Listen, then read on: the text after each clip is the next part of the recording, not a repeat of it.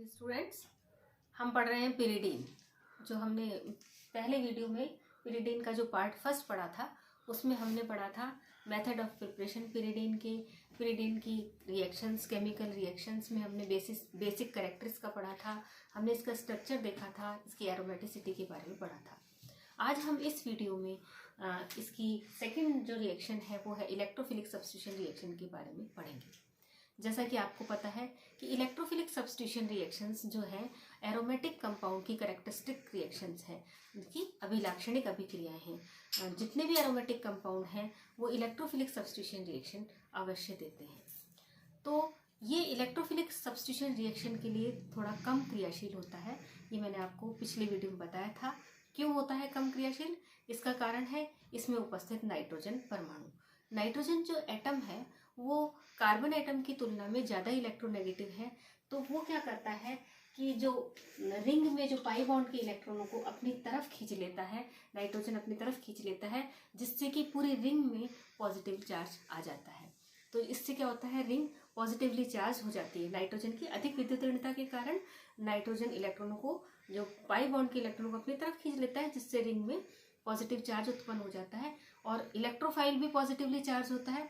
तो इसलिए positively charge ring यानी इलेक्ट्रॉन डेफिशिएंट रिंग या इलेक्ट्रॉन न्यून रिंग पर इलेक्ट्रोफाइल का अटैक थोड़ा मुश्किल हो जाता है।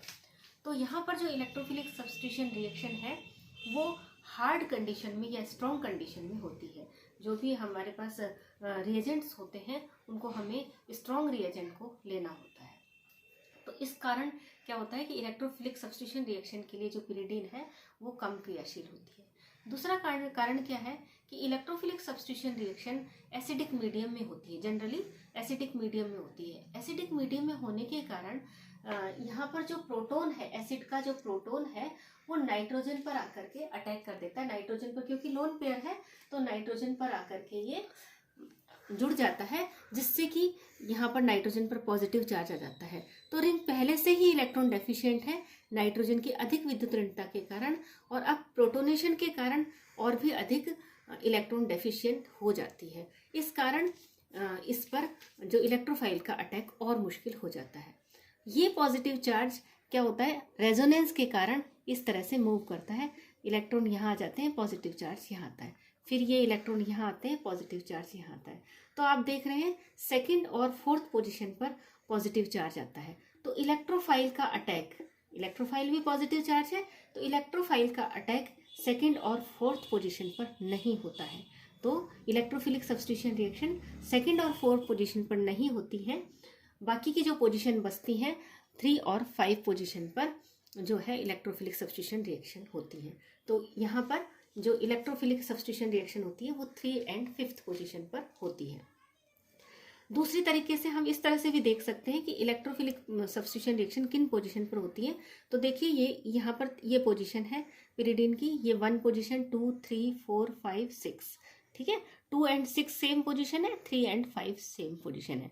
तो हमें क्या करना है, ये देखना है इलेक्ट्रोफाइल का अटैक करके 2, 3 और 4 पोजीशन पर किन पर जो सबसे ज़्यादा स्टेबल कार्बोकैटायन बनेगा वो ही जो अटैक के लिए सबसे ज़्यादा प्रभावशाली होगी, ठीक है। अब यदि देखते हैं हम, यदि सेकंड पोजीशन पर इलेक्ट्रोफाइल का अटैक, ये है सेकंड पोजीशन पर इलेक्ट्रोफाइल का अटैक। तो देखिए सेकंड पोजीशन पर इलेक्ट्रोफाइल के अटैक से हमारा जो कार्बन पॉजिटिव चार्ज आता है वो नाइट्रोजन पर। देखिए ये सेकंड पोजीशन है, तो यहाँ पर इलेक्ट्रोफाइल अटैक करेगा, पॉजिटिव चार्ज नाइट्रोजन पर आएगा। तो नाइट्रोजन पर पॉजिटिव चार्ज है, ये काफ़ी अनस्टेबल है। इसका कारण क्या है, नाइट्रोजन तो अधिक विद्युत ऋणी है तो वो पॉजिटिव चार्ज को नहीं लाएगा, वो तो किसको लाएगा, नेगेटिव चार्ज को। वो तो इलेक्ट्रॉन को अपनी तरफ खींचने वाला एटम है। तो यहाँ पर पॉजिटिव चार्ज है, इस कारण ये अनस्टेबल है, क्योंकि मोर इलेक्ट्रोनेगेटिव एटम पर पॉजिटिव चार्ज है जो कि इसको अनस्टेबल बनाता है। इसलिए सेकेंड पोजिशन पर अटैक नहीं होगा। फिर हम देखते हैं थर्ड पोजीशन पर। थर्ड पोजीशन पर ये है इसकी थर्ड पोजीशन। थर्ड पोजीशन पर अटैक होगा इलेक्ट्रोफाइल का, ये इलेक्ट्रोफाइल का अटैक हुआ तो यहाँ पर पॉजिटिव चार्ज इस जगह पर आएगा, और फिर ये रेजोनेंस होगा, ये बॉन्ड यहाँ शिफ्ट होगा तो पॉजिटिव चार्ज यहाँ आएगा, फिर ये बॉन्ड यहाँ शिफ्ट होगा, पॉजिटिव चार्ज यहाँ आएगा। तो आप इन तीनों ही जो रेजोनेटिंग स्टेट में देख रहे हैं कि किसी भी स्टेट में नाइट्रोजन पर पॉजिटिव चार्ज नहीं है, इसलिए ये अपेक्षाकृत स्टेबल स्थिति है, जो स्टेबल कार्बोकेटायन, ये तीनों ही स्टेबल कार्बोकेटायन है। अब यदि फोर्थ पोजीशन पर करते हैं, फोर्थ पोजीशन ये है, फोर्थ पोजीशन पर अटैक होता है तो इलेक्ट्रोफाइल यहाँ जुड़ता है, पॉजिटिव चार्ज यहाँ आएगा। रेजोनेंस के कारण ये बॉन्ड यहाँ शिफ्ट होगा, पॉजिटिव चार्ज नाइट्रोजन पर आ जाएगा। तो ये फिर वापस अनस्टेबल हो गया, क्योंकि नाइट्रोजन जो कि मोर इलेक्ट्रोनेगेटिव एटम है उस पर पॉजिटिव चार्ज है। तो इस तरह से सेकंड और फोर्थ पोजीशन पर इलेक्ट्रोफिलिक सब्स्टिट्यूशन रिएक्शन नहीं होती है। इलेक्ट्रोफिलिक सब्स्टिट्यूशन रिएक्शन होती है थर्ड पोजीशन पर, और थर्ड के इक्विवेलेंट ही फिफ्थ पोजीशन है, तो थर्ड एंड फिफ्थ पोजीशन पर इलेक्ट्रोफिलिक सब्स्टिट्यूशन रिएक्शन होती है। इलेक्ट्रोफिलिक सब्स्टिट्यूशन रिएक्शन के बारे में आप जानते हैं कौन कौन सी होती है electrophilic substitution reaction? Nitration, sulphonation, halogenation, Friedel craft reactions, ये सब है इनकी अपनी इलेक्ट्रोफिलिक सब्स्टिट्यूशन रिएक्शन। तो जैसा कि मैंने बताया, इलेक्ट्रोफिलिक सब्स्टिट्यूशन जो रिएक्शन है वो स्ट्रॉन्ग कंडीशन में होती है, रिएजेंट स्ट्रॉन्ग चाहिए होते हैं। तो नाइट्रेशन कौन से इसके लिए रिएजेंट चाहिए? कंसनट्रेट HNO3 के साथ फ्यूमिंग H2SO4, काफ़ी स्ट्रॉन्ग नाइट्रेटिंग एजेंट है। इसके साथ नाइट्रेशन होता है, थर्ड पोजीशन पर नाइट्रो ग्रुप इंट्रोड्यूस होता है, ये प्रोडक्ट हमें मिलता है। फिर है सल्फोनेशन। सल्फोनेशन भी स्ट्रॉन्ग रिएजेंट चाहिए होता है, स्ट्रॉन्ग रिएजेंट है फ्यूमिंग H2SO4, यानी H2SO4 के साथ सल्फर ट्राईऑक्साइड SO3 गैस, इसको हम ओलियम भी कहते हैं, ठीक है, ओलियम भी कहते हैं। तो ये काफ़ी स्ट्रॉन्ग सल्फोनेटिंग एजेंट है, और थर्ड पोजीशन पर सल्फोनेटिंग ग्रुप ऐड होता है। थर्ड है हेलोजनेशन। हेलोजनेशन होता है क्लोरीन और AlCl3 या ब्रोमीन या लुइस एसिड की प्रेजेंस में। तो ये काफ़ी, इसमें जो प्रोडक्ट है काफ़ी कम मात्रा में बनता है और बहुत ही स्लो रिएक्शन होती है हेलोजनेशन। फोर्थ रिएक्शन है फ्रीडल क्राफ्ट रिएक्शन। तो यहाँ पर पिरिडीन फ्रीडल क्राफ्ट रिएक्शन नहीं देता है। फ्रीडल क्राफ्ट रिएक्शन वैसे तो इलेक्ट्रोफिलिक सब्स्टिट्यूशन रिएक्शन है, लेकिन पिरिडीन फ्रीडल क्राफ्ट रिएक्शन नहीं देता है। फ्रीडल क्राफ्ट रिएक्शन क्या होती है? पिरिडीन लिया है हमने, यहाँ पर फ्रीडल क्राफ्ट, यहाँ पर लेते हैं एल्किल हैलाइड या एसाइल हैलाइड, एल्किल हैलाइड या एसाइल हैलाइड। AlCl3 यानी लुइस एसिड की प्रेजेंस में एल्काइलेशन या एसाइलेशन होता है। एल्काइलेशन मतलब R ग्रुप ऐड होता है, और एसाइलेशन मतलब इसमें एसिटाइल ग्रुप ऐड होता है। लेकिन ये रिएक्शन नहीं होती है। इसका कारण क्या है कि जो AlCl3 है वो एक लुइस एसिड है और नाइट्रोजन पर लोन पेयर है, नाइट्रोजन बेस है ना। ये जो पिरिडीन है एक तरह का बेस है और AlCl3 एसिड है, तो एसिड बेस रिएक्शन हो जाती है, और यहाँ पर इस तरह से AlCl3 नाइट्रोजन पर जाकर के जुड़ जाता है, उसके लोन पेयर के साथ अटैक कर लेता है। एल्यूमिनियम पर तो आ जाता है नेगेटिव चार्ज और नाइट्रोजन पर आ जाता है पॉजिटिव चार्ज। तो इस तरह से ये एक हमारा एडक्ट मिल जाता है, एक प्रोडक्ट मिल जाता है। अब ये बहुत ही कम क्रियाशील हो जाता है, बहुत ही अनरिएक्टिव हो जाता है, जिससे कि अब इस पर एल्काइल ग्रुप या एसाइल ग्रुप का अटैक संभव नहीं है, इसलिए फ्रीडल क्राफ्ट रिएक्शन नहीं होती है। अब ये है इलेक्ट्रोफिलिक सब्स्टिट्यूशन रिएक्शन के बारे में आपने देखा। ये न्यूक्लियोफिलिक सब्स्टिट्यूशन रिएक्शन भी देती है, ये नाभिक स्नेही प्रतिस्थापन अभिक्रियाएं भी देती है। इसका क्या कारण है? क्योंकि आपको पता है कि जो ये रिंग है नाइट्रोजन की, अधिक विद्युत ऋणता के कारण रिंग पर पॉजिटिव चार्ज आ जाता है, पूरी रिंग पॉजिटिवली चार्ज हो जाती है, इलेक्ट्रॉन डेफिशिएंट हो जाती है, इलेक्ट्रॉन न्यून हो जाती है। तो न्यूक्लियोफाइल जो कि एक नेगेटिवली चार्ज्ड आयन है वो इस पर आसानी से अटैक करता है, तो इस पर न्यूक्लियोफिलिक सब्स्टिट्यूशन रिएक्शन भी होती है। न्यूक्लियोफिलिक सब्स्टिट्यूशन रिएक्शन जैसा कि मैंने आपको यहाँ बताया कि क्योंकि यहाँ पर सेकंड और फोर्थ पोजीशन पर पॉजिटिव चार्ज है, तो न्यूक्लियोफाइल जो नेगेटिवली चार्ज आयन है न्यूक्लियोफाइल, वो सेकंड और फोर्थ पोजीशन पर अटैक करेगा। इसको हम इस तरह से भी एक्सप्लेन कर सकते हैं कि अपने पास 3 पोजीशन फिर है, सेकंड, थर्ड और फोर्थ। इन 3 पोजीशन पर न्यूक्लियोफाइल का अटैक करके देखते हैं, जिसमें कार्बोकैटायन स्टेबल बनेगा वहीं पर अटैक होगा। जैसे यदि सेकंड पोजीशन पर न्यूक्लियोफाइल अटैक करता है, ये है सेकंड पोजीशन, इस पर यदि न्यूक्लियोफाइल अटैक करता है तो क्या होता है कि नेगेटिव चार्ज किस पे आ जाता है? नाइट्रोजन पर। ये एक स्टेबल कंडीशन है, क्योंकि नाइट्रोजन जो कि अधिक विद्युत ऋणी है और उस पर ही नेगेटिव चार्ज है, तो ये एक स्टेबल कंडीशन है। तो सेकंड पोजीशन पर अटैक, न्यूक्लियोफाइल का अटैक होता है। थर्ड पोजीशन पर यदि न्यूक्लियोफाइल का अटैक करते हैं, ये है थर्ड पोजीशन, यहाँ पर न्यूक्लियोफाइल का अटैक होगा इस जगह पे, तो क्या होगा कि नेगेटिव चार्ज आएगा इस पोजीशन पर, यहाँ पर नेगेटिव चार्ज आएगा और फिर इसका रेजोनेटिंग स्टेट बनेगी। ये देखिए ये बॉन्ड यहाँ बनेगा और ये नेगेटिव चार्ज यहाँ आएगा, ठीक है, और फिर ये बॉन्ड यहाँ बनेगा और नेगेटिव चार्ज इस जगह पे आएगा। तो यहाँ पर कोई भी ऐसी रेजोनेटिंग स्टेट नहीं है जिस पर नाइट्रोजन पर नेगेटिव चार्ज है, तो ये अपेक्षाकृत कंपैरेटिवली कम स्टेबल है। फोर्थ पोजीशन पर यदि अटैक होता है, ये है फोर्थ पोजीशन पर अटैक होता है तो नेगेटिव चार्ज यहाँ आता है और फिर रेजोनेटिंग स्टेट से नेगेटिव चार्ज नाइट्रोजन पर आ जाता है। ये एक स्टेबल कंडीशन है क्योंकि नाइट्रोजन मोर इलेक्ट्रोनेगेटिव है, ज़्यादा इलेक्ट्रोनेगेटिव है और उस पर ही नेगेटिव चार्ज है।